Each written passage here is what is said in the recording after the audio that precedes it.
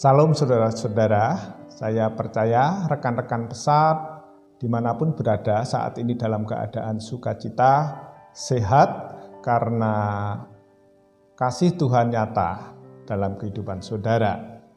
Saat-saat ini saya dikuatkan untuk terus memuliakan Tuhan dengan akal budi.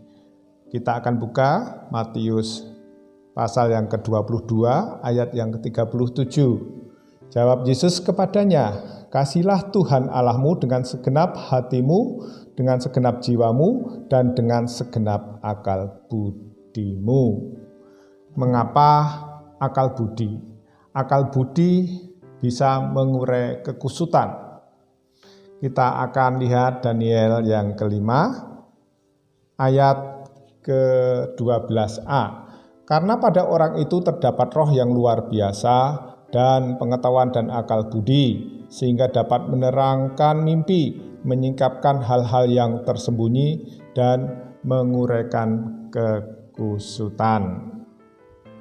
Akal budi adalah anugerah yang daripada Tuhan dan harus digunakan untuk memuliakan Tuhan.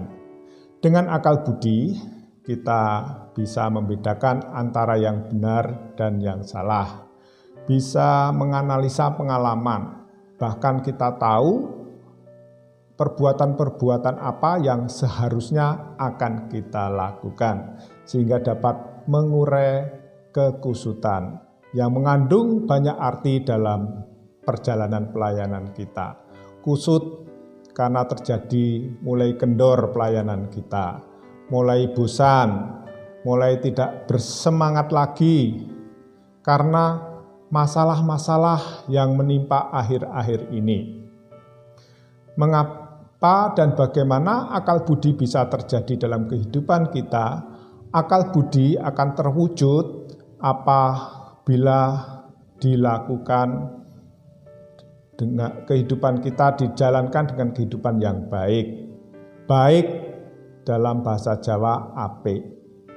A adalah aksi. Akal budi bisa terjadi, bisa nyata bila ada suatu kegiatan aksi-aksi nyata, perbuatan-perbuatan baik yang dikerjakan dalam kehidupan sehari-hari, dalam pelayanan. Kemudian P, peka.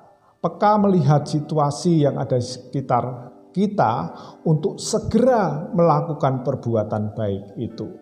Seperti Tuhan Yesus peka ketika melihat manusia, melihat jemaatnya sakit, kerasukan setan, semua ditolong. Kemudian I adalah itikat. Tanpa didorong, tanpa disuruh, kita melakukan. Jika itu perlu, jika itu memungkinkan, tanpa ada dorongan yang lain, dengan dorongan hati kita sendiri kita bisa melakukannya. Kemudian K adalah kreatif. Karena situasi-situasi yang tidak memungkinkan, yang membuat kita terjepit, pasti Tuhan menolong. Ada terobosan baru, ada cara-cara yang baru yang kita lakukan yang sebelumnya tidak pernah ada. Mari kita memuliakan Tuhan dengan segenap akal budi. Kiranya Tuhan memberkati.